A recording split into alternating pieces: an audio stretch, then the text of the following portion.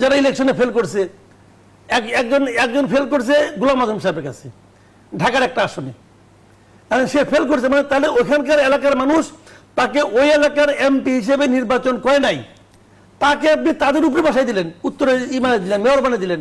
এটা কেমন হইলো?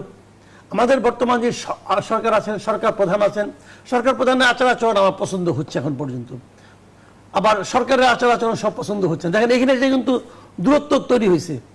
সরকার প্রধান বলতেছে যে এই নির্বাচনে যারা আমাদেরকে ভোট দিয়েছেন, যারা ভোট আমাদেরকে দেন, যারা আমাদের বিপক্ষে ভোট দিয়েছেন এবং যারা ভোটই দিতে আসেন নাই, তিনটা ক্যাটাগরি কিন্তু করছে।